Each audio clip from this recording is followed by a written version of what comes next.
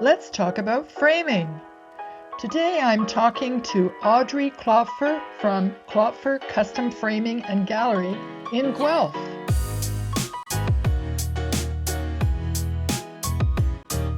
Framing plays a crucial role in shaping how viewers perceive, interpret, and emotionally engage with a piece of art.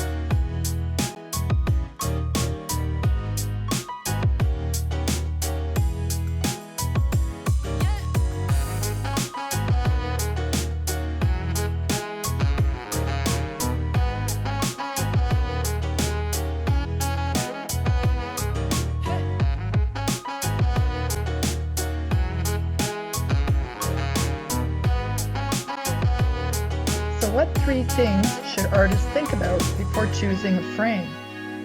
First, think about preservation and protection. Use acid-free mats, archival backing, and UV-protected glass to prevent yellowing, fading, and warping over time. This is especially important for original art, photographs, textiles, or anything with sentimental or monetary value. Second, aesthetic harmony. The frame and mat should complement the artwork without overpowering it. Consider color, style, and proportion. For example, a minimalist frame for modern art versus an ornate molding for a vintage print. Think about how it will look in its display setting, in the home, gallery, or public space. And third, scale and proportion. Frame, width, mat size, and overall dimension should balance the piece. Too narrow, and it can feel flimsy. Too wide, and it may overwhelm the artwork. Matting can also add breathing room and focus the viewer's eye on the subject.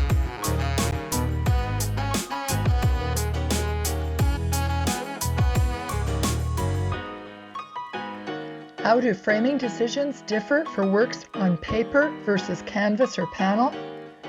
For watercolor, for example, it needs protection from moisture, light, and touch. The paint is water-soluble even after drying. Always use UV filtering glass or acrylic to prevent fading. And matting is important. It keeps the paper surface from touching the glass, preventing condensation marks or mold. For acrylic paintings, they can be framed without glass. Many artists actually prefer this to let texture and sheens show. Sealing the edges and backing helps reduce dust infiltration. For oil paintings, oil paint dries very slowly, so never place glass directly against it. It can trap moisture and cause cracking or mold. Traditionally framed without glazing to allow the paint to breathe. A varnish layer is usually applied for surface protection. Traditional molding or floater frames, no glass, varnish surfaces.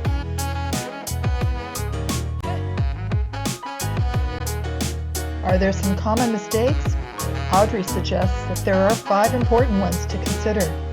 First of all, if you skip archival materials, using cheap mats, acid backings, or standard glass can cause artwork to yellow, fade, or stick to the glazing over time.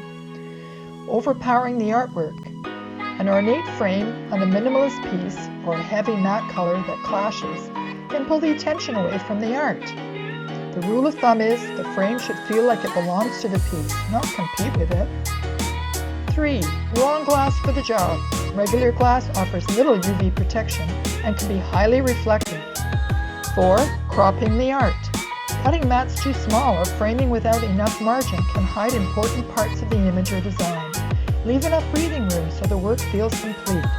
And 5. Ignoring the display environment. Framing on a sunny wall without UV protection or hanging in a humid area without moisture control can destroy art quickly. Always consider where the piece will live before deciding on what to frame it with.